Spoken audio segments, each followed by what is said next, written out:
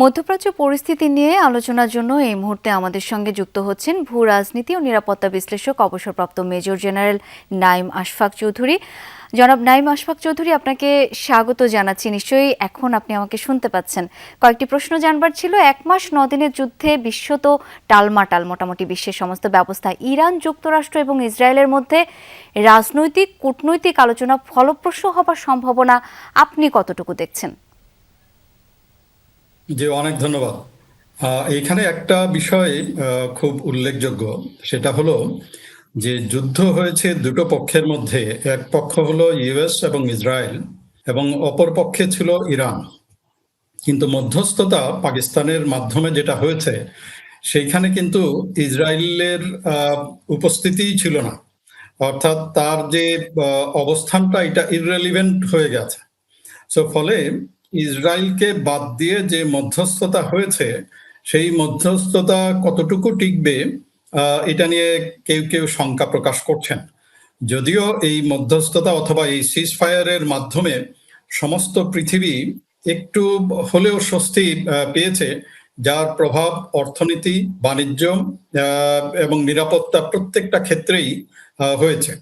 তো আমি আশাবাদী এবং আশাবাদী হতে চাই যে সিজ ফায়ার হয়েছে বা চলছে এখন, সেই সিজ ফায়ারটা যেন একটা স্টেপ হয়, যাতে করে আমরা লং টার্ম একটা শান্তি আমাদের এই রিজিয়ন তথা সমস্ত পৃথিবীতে আসে।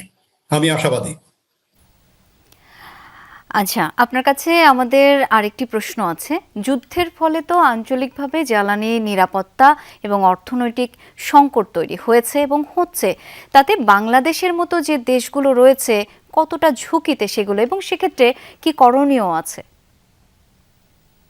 যে বাংলাদেশে আমরা স্মল স্টেট হিসেবে আমাদের অনেক কিছুই এই যুদ্ধ থেকে শিক্ষণীয় বিষয় আছে।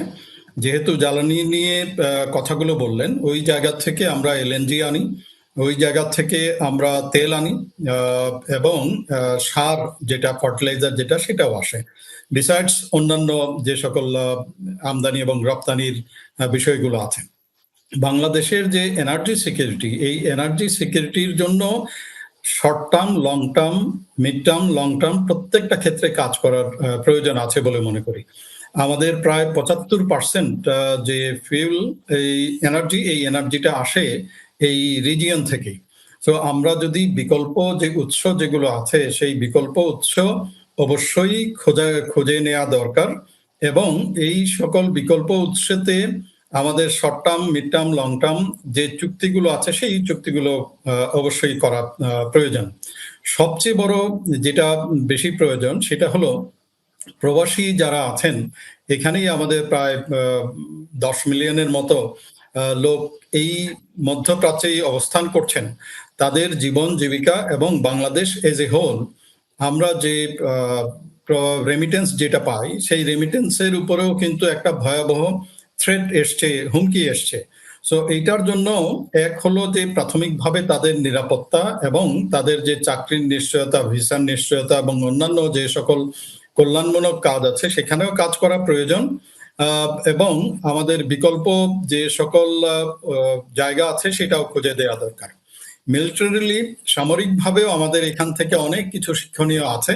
সেই শিক্ষণীয় বিষয়ের উপরে মূল্যায়ন করা প্রয়োজন, এবং এইটার থেকে আমাদেরকে যে শিক্ষা আছে, সেই অনুযায়ী স্ট্র্যাটেজি এবং ক্যাপাবিলিটি বিল্ডিং যেগুলা করা প্রয়োজন, সেগুলা কাজ করা উচিত বলে মনে করছি। জনাব নাঈম আশফাক চৌধুরী, আপনাকে অসংখ্য ধন্যবাদ আমাদেরকে সময় দেওয়ার জন্য।